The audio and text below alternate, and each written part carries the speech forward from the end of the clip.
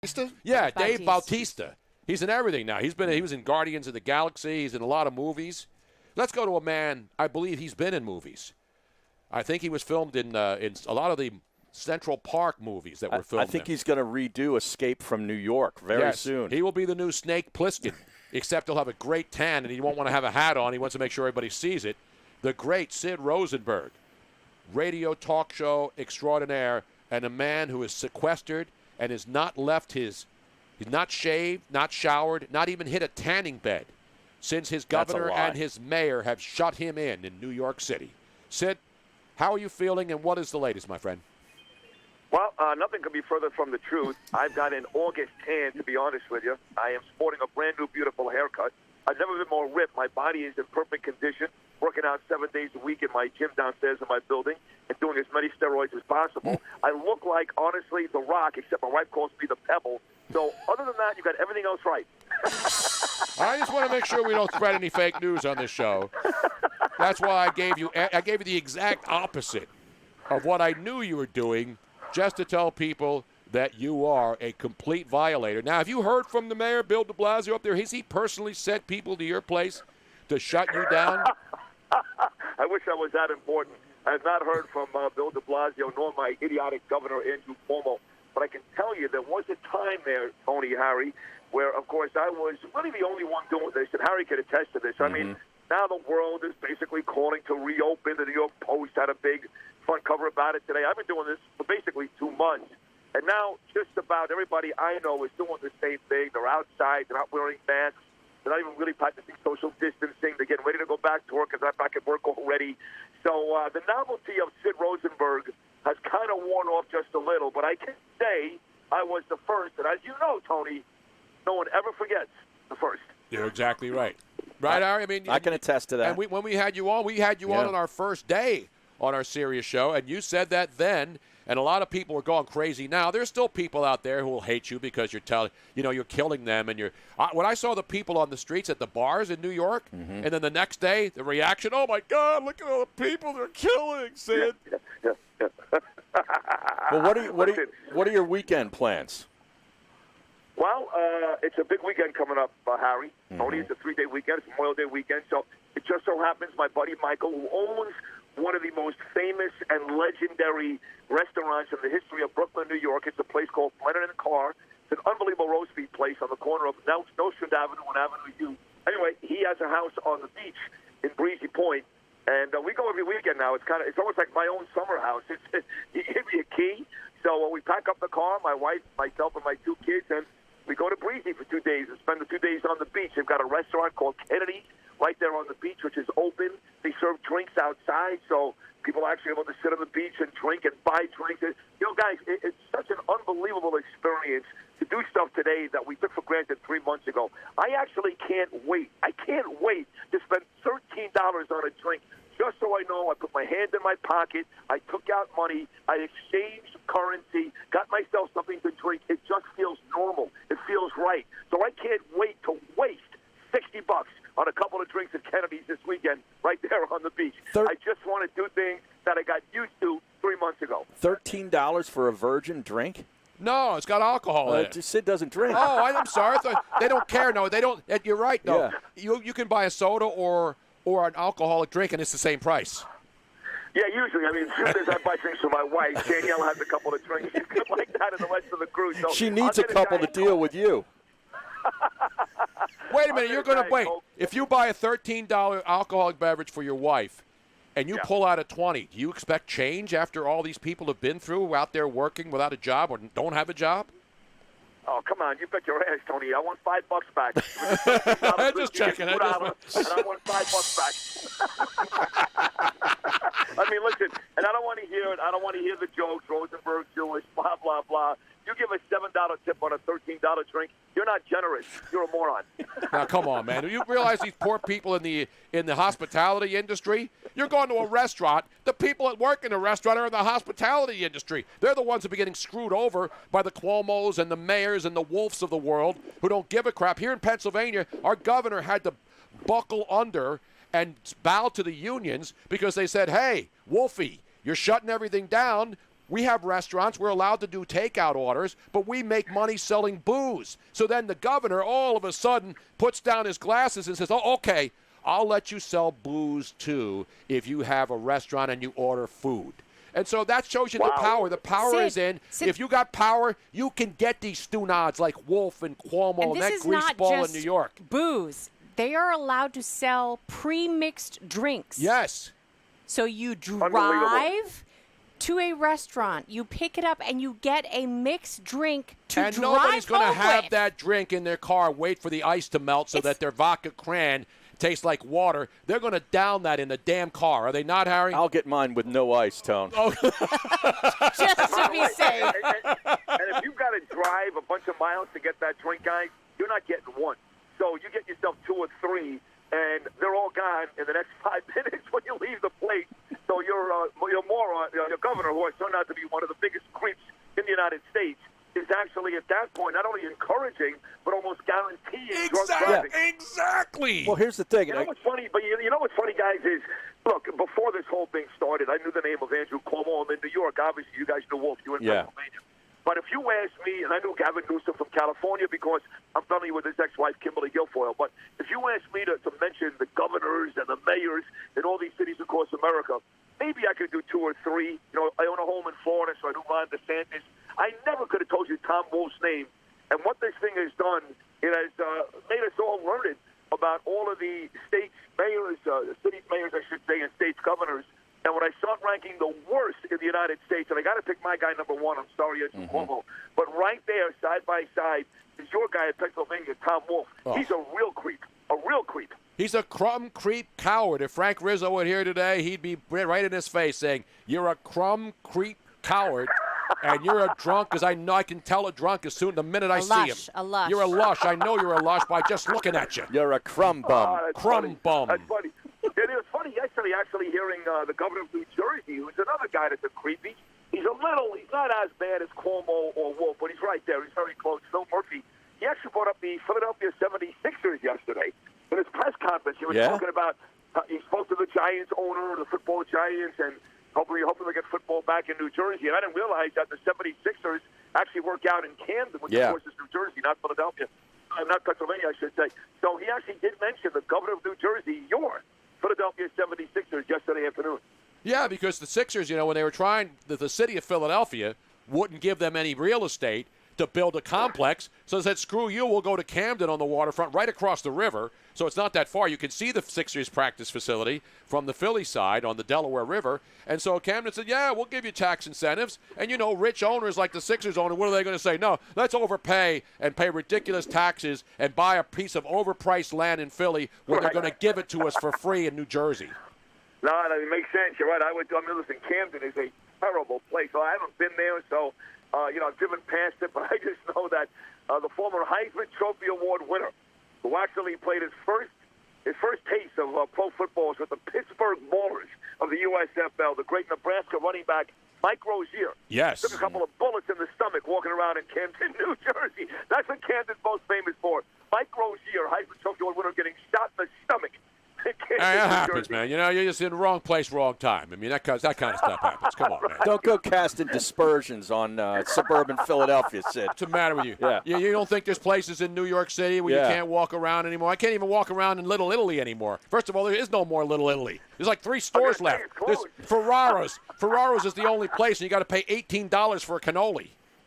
Nah, that place I know the place you're talking about. It's not good either. The food in Little Italy is terrible, and I do their commercials for a few of their places. But the truth is, if you like Italian food, the last place you want to go is Little Italy. And by the way, if you like Chinese food, for the most part, the last place you want to go is Chinatown. But of course, right now it doesn't matter because both Little Italy and Chinatown are shut down, so you can't eat anywhere at this point. But the funny part is, you would think those 2 places would be so great, those restaurants, when it comes to that cuisine. And for the most part, they're both awful. They're just tourist traps, guys. Exactly. They lure you in, you spend $80, and then the dinner's kind of lousy. So I wouldn't recommend any place in Little Italy or Chinatown. Hey, Sid, what do you make of the states California and New York this week doing an about face. First of all, everything's going to be shut down in California and through the end of the summer. LA's shut down, and then all of a sudden Newsom comes out this week and says we're welcoming, pro sports can open up in the state of California starting in June. How does that happen? I mean, look, I don't know. Cuomo said the same thing, Right. Harry, like you just said. But both governors said that we welcome pro sports, but nothing is open. I don't. They don't even. It doesn't matter what they say, guys. Well, what does it matter? They welcome until Rob Manfred figures out the owners and the union sit down and make a deal together. There's not going to be baseball anyway.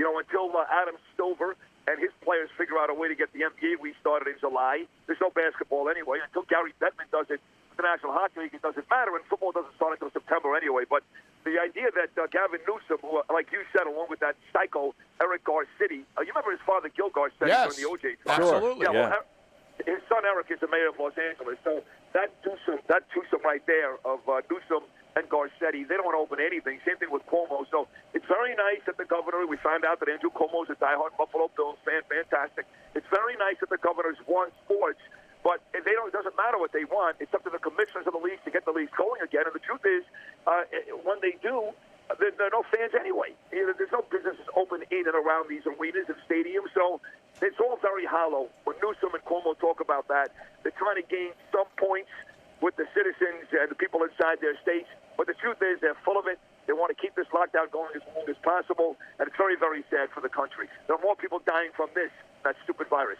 Absolutely. I totally agree with you. And we're seeing the numbers every day. And then people are saying, well, there's one state, look, there's more positive tests because they're doing more testing. But are the people dying? That's right. And I don't want to get into that discussion. And we've already had that a million times. You do too. But you know what I can't stand? But I got to tell you, I'm standing by the park right now, Riverside Park in New York, and a really attractive young lady just walked past me with a carriage and a baby. She's wearing a mask. A gentleman just walked past me wearing a med hat. He's wearing a mask. And these are relatively young people. They don't need to wear masks. It doesn't work outside. The heat and the humidity kill the virus. But they believe the local politicians and the idiotic local news, and they wear masks. And they make sure they're 10 feet apart from everybody. Wait, is that a Dr. Tony Fauci impersonation? He hasn't been right yet. He tells you one thing one day and the next thing another day. So for me, the saddest part of this is watching the sheep. People in America have become sheep. If your governor tells you to do something, if your local news tells you to do something, you do it, even though the science and the logic doesn't back it up. And that's why I've been the way I've been for 2 months. I'm glad I was that way, and I'm happy to see a lot of America now joining me in this fight against the nonsense that's been going on in this country now. Well, wait a minute. Wait, Sid Rosenberg. Let me check back with me in 14 days, all right? And then tell me in 14 days about all this bragging about you going out. Tony, I've had a bunch of 14 days in 3 months, haven't I? Haven't I had a bunch of 14 days in 3 months? I'm playing devil's advocate. Yeah. Oh my God! Wait till 14. Did you see Governor DeSantis of Florida yesterday when some guy was asking him a question, and he said, "You guys were telling me, well, 14. We'll see you 14 days," because everybody was rooting for people to die in Florida. And you know what? I saw the stat last week in the New York Times, Sid, that 81,000 people in the combined months of March and April forwarded their mail address from their homes in New York and when it took it down to Miami. Right. So if all the people in New York have the virus, the most affected fan, they went to Miami. Shouldn't more Miami people be dead? And that was more than 14 days ago. That was 3 months ago. Oh, that is such a great point. I'm so glad you said that. You're exactly right. I mean, I got my own relatives and friends who live in Boca, who live in Fort Lauderdale. They went down 3 months ago, and they're fine. Look, Ron DeSantis did a tremendous job. Unlike Tom Wolf in Pennsylvania or Andrew Cuomo here in New York, who shut the world down and continues to do that, this guy, no old people died. Very few old people died in his community. Unlike my governor, who literally killed 6,000 elderly people by putting them back in nursing homes, knowing that the COVID was there. That didn't make any sense at all. DeSantis has done a terrific job, and I've got a lot of friends and family in South Florida. Like I said, I still own a home in Boca Raton, and they're out. They're working today. They're on the beach. They're at JB's in Deerfield. They're at bagel stores in Boca Raton. They're at the gym on Glades Road right now in Boca Raton. They are living life. And people like him, Ron DeSantis, you're right. They wanted that guy to die. They want me to die. Guys, nothing would make these people happier. That loudmouth Sid Rosenberg, who has said from day one, this virus has been a huge overreaction, and it's all about politics. And it's really what's going on now is much more dangerous than the actual virus. These people want me to die so they can say, look at this idiot. This guy kept talking. Now look at him. But you know what? Ephraim, I'm getting stronger, tanner, better looking, and younger every day. And in the end, I'm going to look at you right in your face and say, I told you so. I told you so. Sid, I've lost 15 pounds and developed a short game during this whole thing. I mean, it's been unbelievable. Harry, I knew you lost 15 pounds, but I had no idea you could putt now. Look at you. That's exactly right. See, Yeah. it's good for you. 60-degree wedges off of tight lies, man. Got to use the bounce, Sid. Oh, my God. Just stay out of the subways. Have you been to the subway since the governor and He's mayor there every day. Scrubbed them What are you down? talking about? I haven't missed one day on the subway, not one day. And, when they started about 3 weeks ago, they shut them down between 1 a.m. and 5 a.m. in the morning for 4 hours. And really, they shut them down because they came to the realization, Tony and Harry, oh, my God, we've got a homeless problem. They're going to tell you they shut it down to clean it and clean off the virus. In the meantime, by the way, the CDC comes out yesterday and says, well, we're not really sure anymore that you can get the virus from surfaces. They actually said that yesterday. Yep. The real deal was we've got a tremendous homeless problem in this city, and it's really dangerous, and it's disgusting. And they figured, here's our chance to get these low-life, vagrant bums off the train, so we're going to clean them and kick them off. And the truth is, they should have been doing this for the last 20 years, for the last 10 years, since that idiot de Blasio was in charge. His wife was in charge of the Thrive program here in New York, $1 billion project that went completely to waste, all in an effort to calm down the crazies. And all they had to do was do exactly what they're doing right now without using COVID-19 as an excuse. Get these bums off the subway, put them in some housing place somewhere, put them in a shelter somewhere, and now all of a sudden the trains are clean, there's no homeless, there's no crime. They're going to say it's all about COVID-19. Once again, nonsense. And you know what they should do? What they did in San Francisco, put them up in like the Waldorf Astoria or in Marina del Rey. Yeah. In the great hotels. And pay for all their alcohol and drugs. Exactly, man. Hey, they are doing some of that here. I saw that story. That's right. They're actually giving them the methadone, and they're giving them like illicit drugs. They're doing the same thing here. They didn't put them up in a fancy place like the Waldorf Astoria, but they're at the Pennsylvania Hotel, which is right across the street from Madison I Square know Garden. exactly where it is. And what they're doing, guys, is they're putting homeless there, and this is even better. And this is where people like Gavin Newsom and Andrew Cuomo are really, really disgusting people. This whole criminal bail reform and letting prisoners out of jail because they didn't do anything really all that bad, or now because they may get the COVID-19. Like, what do I care if a prisoner gets COVID-19? I hope they die in there. They're prisoners. They're bad people.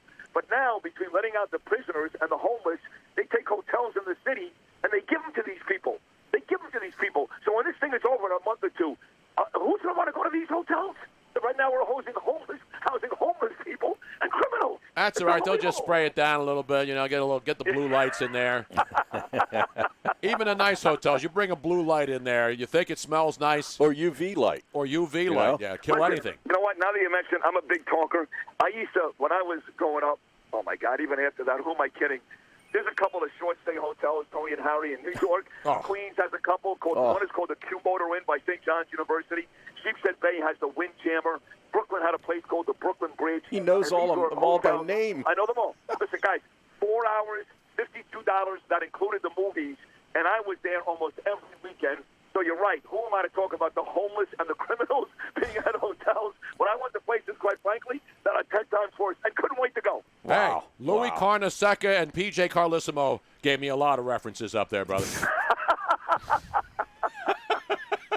Oh, that's funny. Between the Seton Hall and the St. John's connections, those guys knew a thing or two about what was going on up there. You know what I mean? Louis especially at St. John's forever, but certainly PJ had that great run. I remember that well because my sister, I've got 3 sisters. I got 2 older sisters, and I got a baby sister who lives in Parkland, Florida, Elizabeth.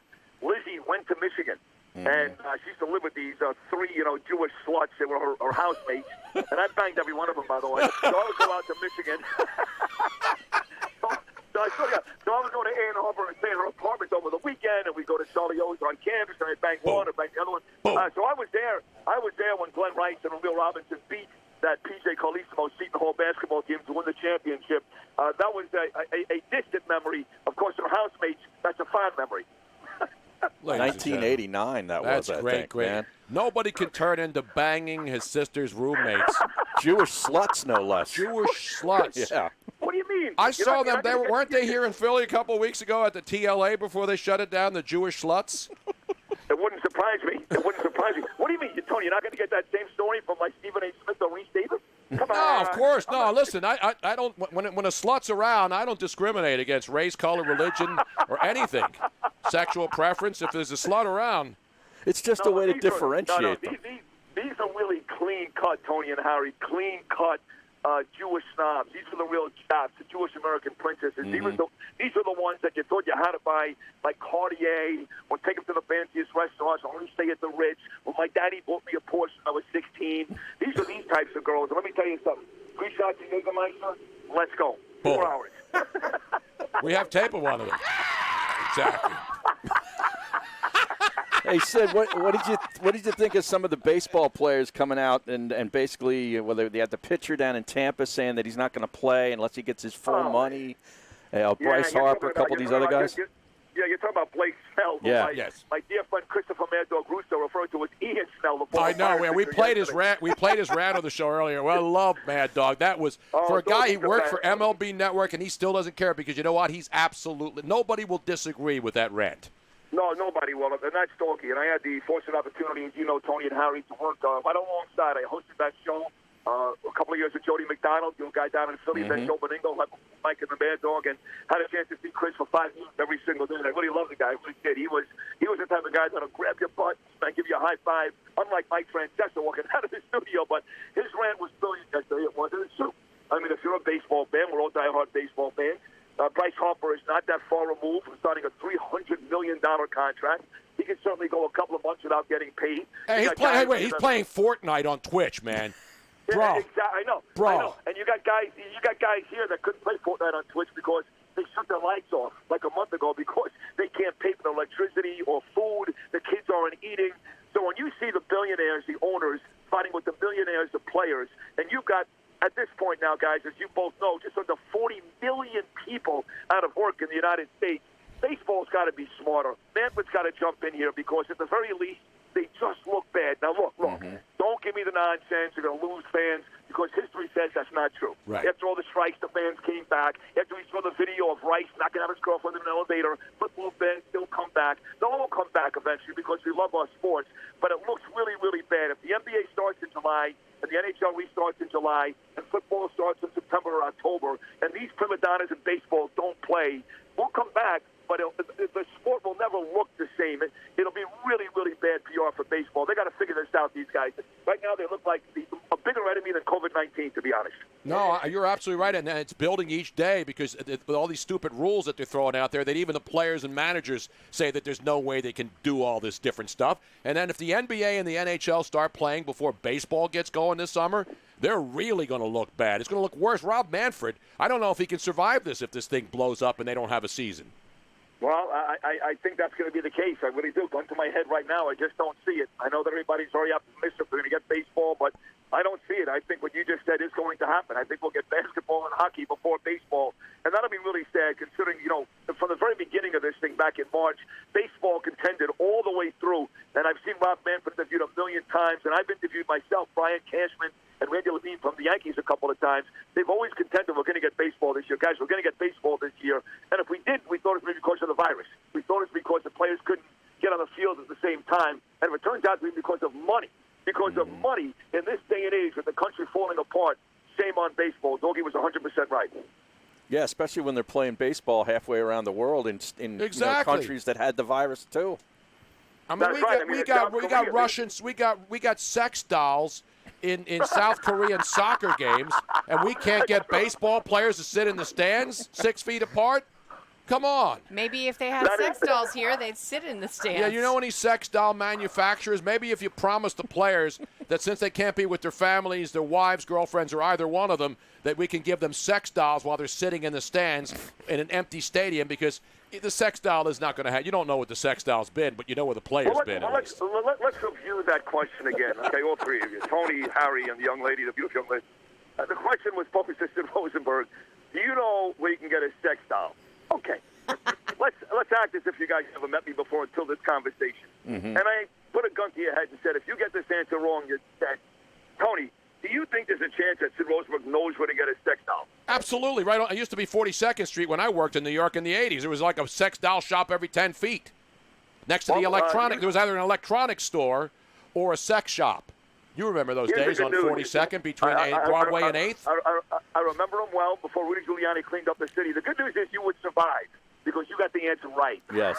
Exactly right. Come on, man. Hey, Sid, baseball, I can help him with that. Yes or no? this is Miss Robin. I believe all three of us would have survived. Yeah.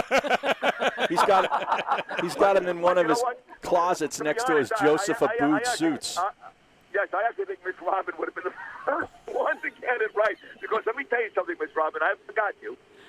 My one time on the show when you talked about, you compared me to, who was the exact comparison again? But it was somebody who had lived about 100 lives. You made the point that seemingly I do everything wrong, and drugs and drinking and steroids. Rolling and all Stones, these Keith Richards, Richards. I said that There you were it is. like the Keith Richards of sports radio because you've put everything in your body. You're still here. So Hey, no it's matter, his body, his choice, Robin. Yes, right. but my point is that it doesn't matter what comes your way. Like, I have no fear that anything's going to happen to you with COVID-19. Yeah, no way. I mean, that is not going to kill you. Well, let me tell you, Miss Robin, I swear to God, I told more people about you and what you said there because, and a quick story here, guys, I was a horrible asthmatic when I was a kid.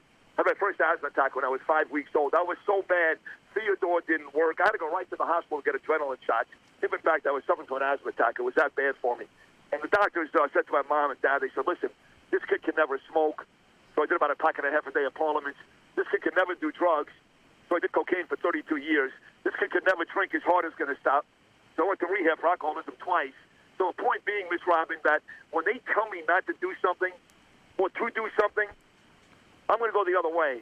And at this point, I got 53 years of experience that says, I'm right, they're wrong. And the crowd goes wild here. Our simulated crowd here. Now, if only he could have gone the other way on most of his football bets, he'd be in a much better state. Exactly right, man. Yeah, I did leave that part out. One of my friends once said to me, you don't get a front seat at GA for picking them right.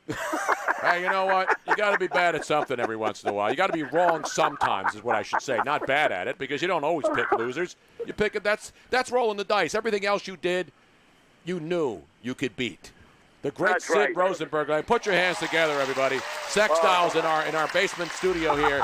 The wine cellar. Even the sex dolls are standing up at attention. We got Sid today and Lenny Dykstra tomorrow. What a way to go into Memorial Day weekend. It doesn't Tony. get any better than this to start a weekend. Oh, Lenny Dykstra. God, it's funny. I actually saw his son not that long ago because his son, you guys know this, his son is married to Jamie Lynn Stigler, who, of course, played Meadow in Soprano. Oh, yeah. And I talked to him now and then because she's friends with my friend Dolores from The Housewives. So I did actually see his son not that long ago. And believe it or not, Lenny literally direct messaged me on Twitter maybe 20 minutes ago talking about some crime series that's on about him and wants to know if I was a part of it, which I'm not. I'm going to be a part of it. I said yes, Sid, and you should contact him, man. You be a part of this. It's going to be a fun You'll like thing. this one, What actually. is it? We got to run. I'll tell you after. I'll DM you. All right, I love you. The great Sid Rosenberg. Goodbye, Sid. Ladies and gentlemen.